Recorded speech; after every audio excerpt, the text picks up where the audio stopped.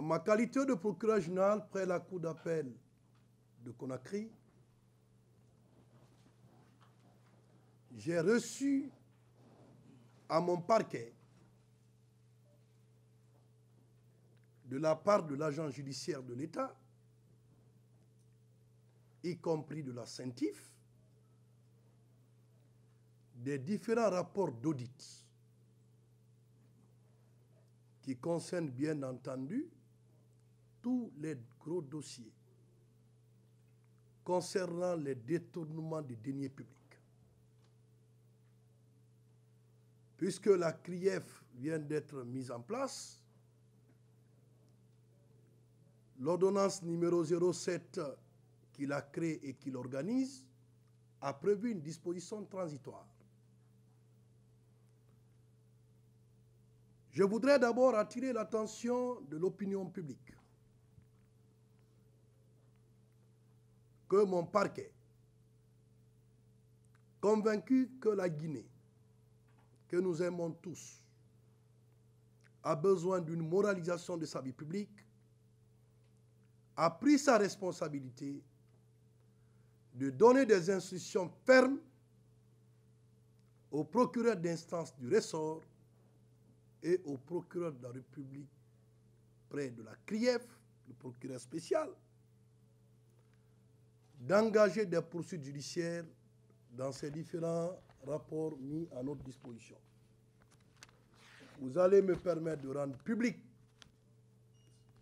cette injonction de poursuite. Ensuite, suivra vos questions dont je peut-être me permettra de répondre pour pouvoir éclairer la lanterne du public. Mais d'ores et déjà, je vous informe que toute autre communication autour de ces dossiers sera faite par le procureur spécial près de la CRIEF, dont je demanderai la transmission de tous ces dossiers.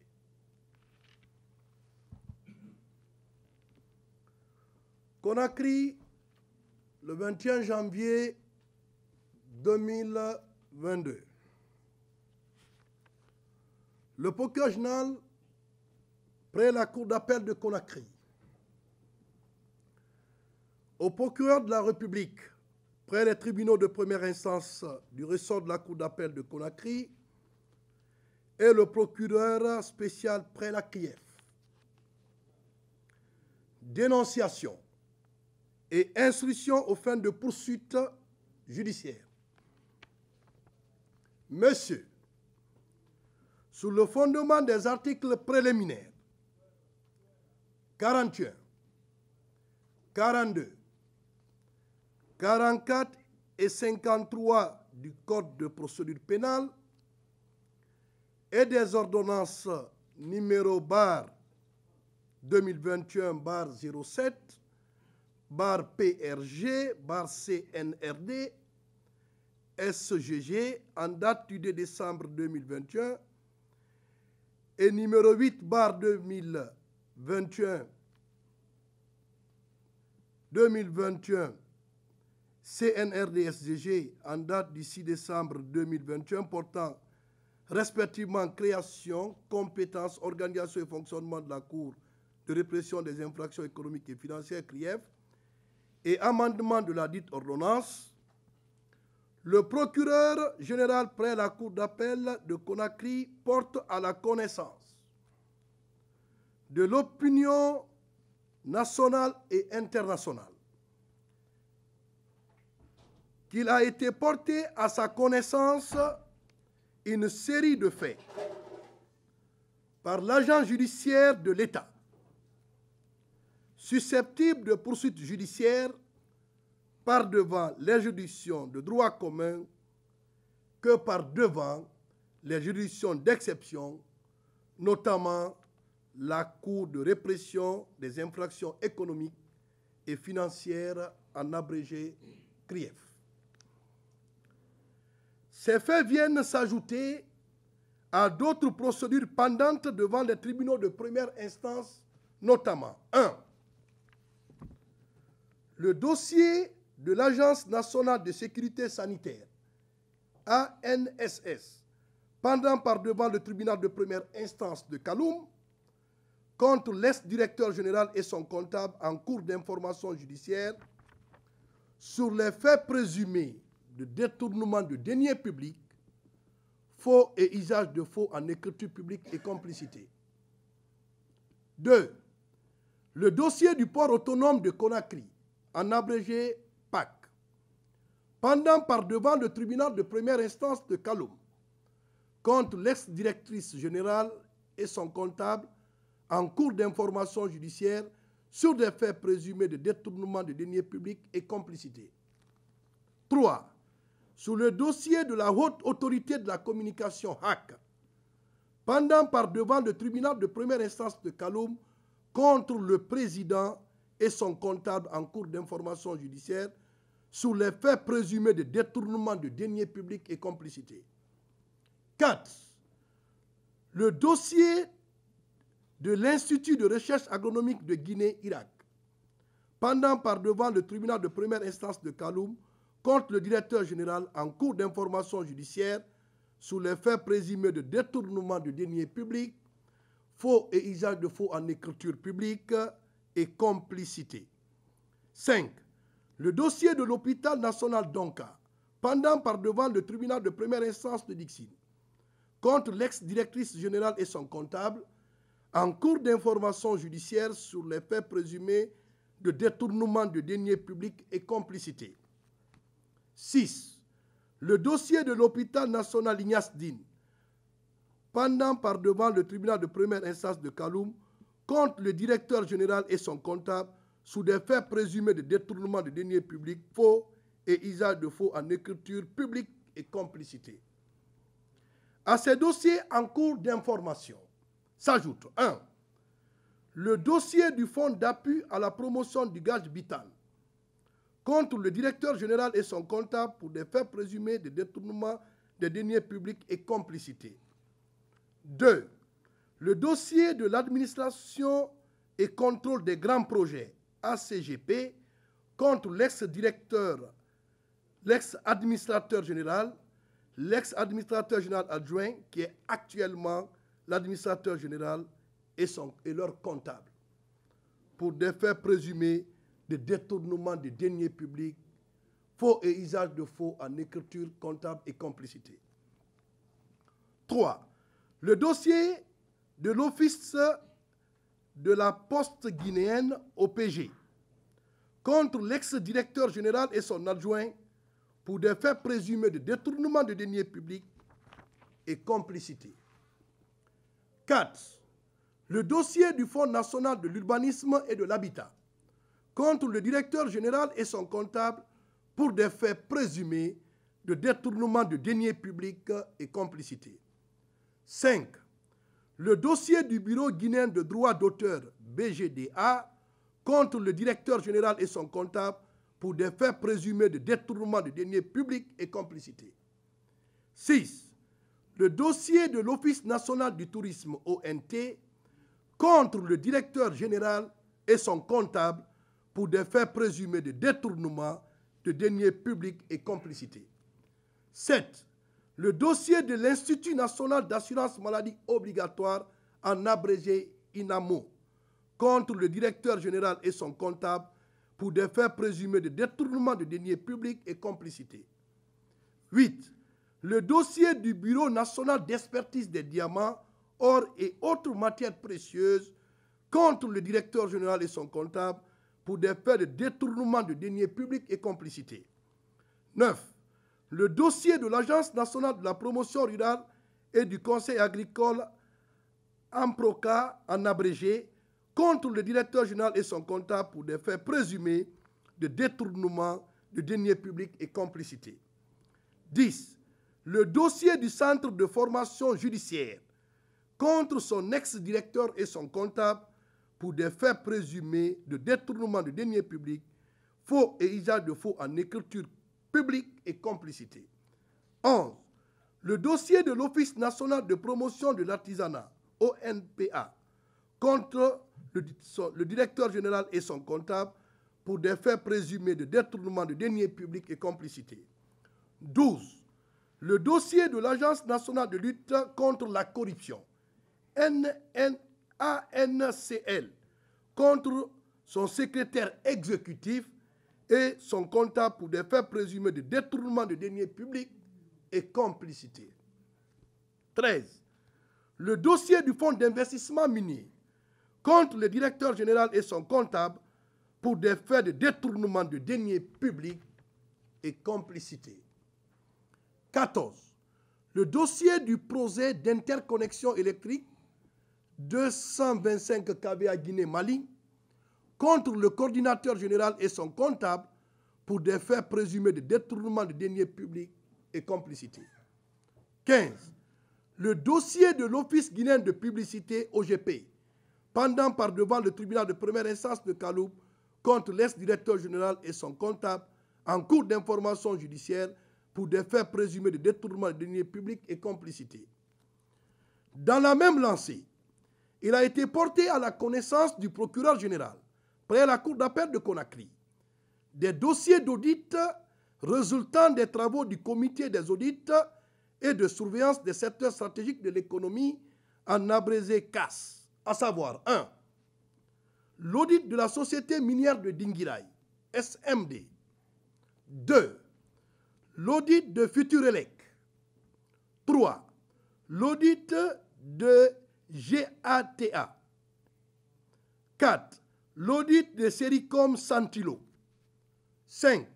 L'audit de la BCRG, Banque centrale de la République de Guinée. 6. L'audit de la SGP. 7. L'audit de la SOMCAS. 8. L'audit de Semafo. 9.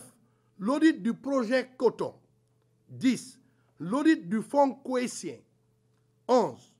L'audit Air Guinée. 12. L'audit de Ginomar. 13.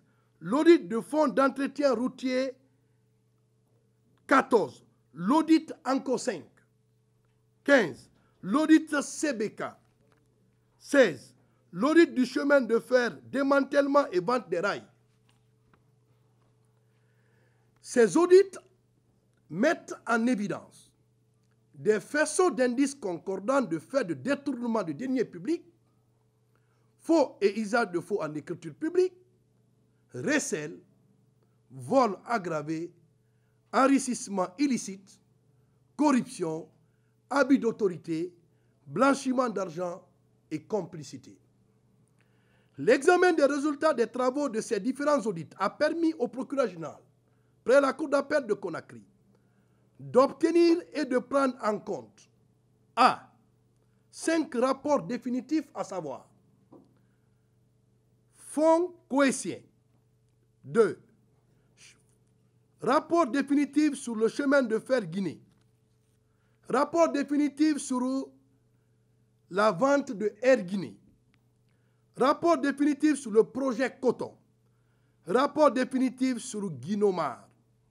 Mais aussi 4 rapports provisoires mais exploitables, dont 1.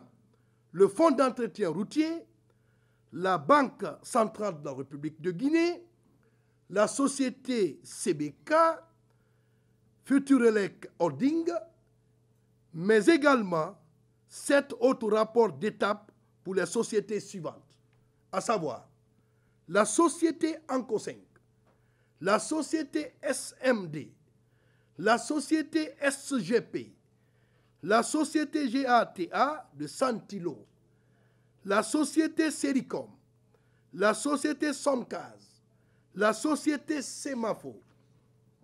L'agent judiciaire de l'État a également dénoncé au procureur général, près la cour d'appel de Conakry, sur la base des rapports réalisés par l'inspection générale d'État, des faits de blanchiment, de corruption, de détournement de deniers publics, de faux et usage de faux en écriture publique et complicité. Il s'agit 1. Du rapport définitif numéro 53 bar PRG bar CAB bar IGE bar 2021 en date du 20 septembre 2021 portant vérification de la rationalité des besoins dans le cadre du contrat numéro numéro 2020-071, barre 1, barre 4, barre 1, barre 1, barre 018, entre le ministère de la Santé et la société SGC TP Charlie. 2. Annexe du rapport portant sur le contrôle des effectifs de la masse salariale pour la période du 1er juillet au 31 octobre 2021 en date du 16 novembre 2021. 3. Le rapport définitif en date du 29 avril 2021. 4. Le rapport définitif de vérification du fonctionnement administratif de la dématérialisation de la chaîne financière de la Loterie nationale de Guinée-Conakry en date du 7 mai 2021. 5. Le rapport définitif portant vérification de l'effectivité des malversations financières révélées dans le rapport d'audit sur la paye du personnel de l'EDG en date du 23 décembre 2021. 6.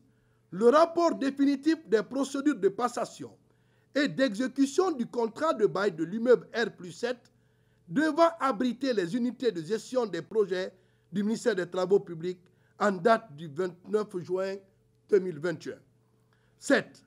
Le rapport final portant sur le contrôle des effectifs et de la masse salariale pour la période allant du 1er juillet au 31 octobre 2021. 8.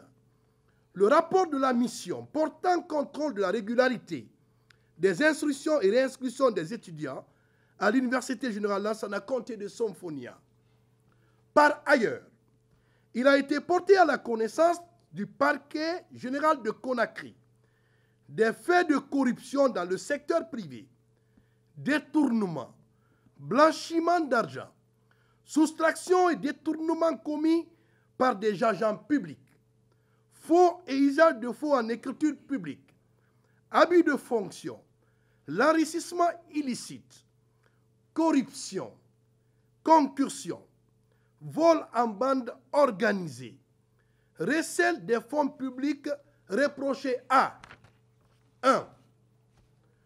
Dioma SA, numéro de compte 0 000 27 30 80 32 99 376.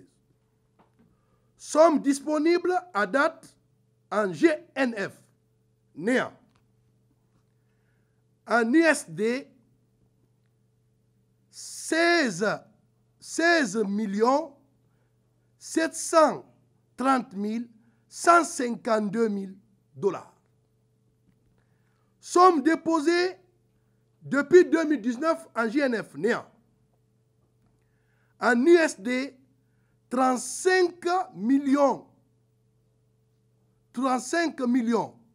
de dollars, 35 millions 68 495 millions de dollars. B. Dioma Logistique. Numéro de compte 010 0027 30 80 32 94 777. Somme disponible à date en GNF 22 milliards 48 305 354. Ça, c'est en GNF. En USD, en dollars, néant. Somme déposée depuis 2019 sur le compte de Dioma Logistique. 33 milliards 708 millions 286 087. En USS, néant. Dioma Group SA. Numéro de compte 0 027 30 80 32 94 680. La somme disponible à date en GNF est de 23 milliards 217 730 157. Somme disponible en dollars US 16 millions 730 152 millions de dollars. Sommes déposées depuis 2019 en Genève. 64 milliards 243 millions 20 899. En USD, vous avez 35 millions de dollars, 35 millions 68 495 millions de dollars. De nos jours, la somme d'argent disponible dans les livres d'Ecobank Guinée SA pour ces trois structures, à savoir Dioma Logistique, Dioma SA, Dioma Group SA, est estimée aujourd'hui à nos jours, à date au moment où je vous parle, d'un montant environnant 185 milliards 483 millions 456 079. Sommes déposées depuis 2019. Aujourd'hui, à nos jours, est de 404 milliards 280 millions 427 518. Au vu des pièces communiquées au parquet général et sous le fondement de l'article 44 du Code de procédure pénale, en vertu duquel le procureur général reçoit des plaintes et dénonciations qui lui sont adressées, soit par la cour d'appel, soit par un fonctionnaire public, soit par un simple citoyen, il est de mon devoir d'en tenir registre et de les transmettre au procureur de la République compétent. Il est alors fondé, en application de l'article 42 du Code de procédure pénale, de dénoncer au procureur de la République les infractions à la loi pénale dont il a connaissance, lui enjoindre par instruction écrite et versée au dossier de la procédure d'engager ou de faire engager des poursuites ou de saisir la juridiction compétente de telles réquisitions écrites qu'il juge opportunes. Il est constant que les faits précités sont constitutifs d'infractions qui portent gravement atteinte à la confiance publique et aux intérêts publics. Nul doute que ces faits de corruption, de détournement, l'utilisation des biens publics à des fins personnelles, l'enrichissement illicite demeurent les causes premières des dérapages budgétaires fréquents. En conséquence de ce qui précède, le procureur général près la Cour d'appel de Conakry 1. Instruit les procureurs d'instance de ce ressort, en application des dispositions de l'article 21 des ordonnances susmentionnées et 43 alinéa 2 du Code de procédure pénale, de transmettre les procédures relevant du domaine attribué à la CRIEF, quelle que soit l'étape où elle se trouve, devant la juridiction ordinaire du fonds par voie de réquisition au procureur spécial près la CRIEF pour continuation et selon le cas pour la poursuite de l'enquête de police par le procureur spécial, de l'instruction par la chambre d'instruction et du jugement, les chambres de la cour au degré correspondant. 2. Instruit au procureur spécial près de la CRIEF d'engager des poursuites judiciaires sans délai, conformément aux dispositions du Code de procédure pénale sous les faits décrits ici haut, et au procureur d'instance d'ouvrir des informations judiciaires sur ces dix faits en attendant l'opérationnalisation effective de la CRIEF dans l'intérêt de la bonne et prompte administration de la justice. Requiert la saisie des biens, des aides des avoirs et toute autre mesure conservatoire à l'encontre des personnes physiques ou morales contre lesquelles l'information judiciaire sera ouverte par voie de réquisition. Le procureur général attache du prix à l'exécution des présentes instructions, fait à notre parquet le 21 janvier 2021. Telle est la communication du parquet général.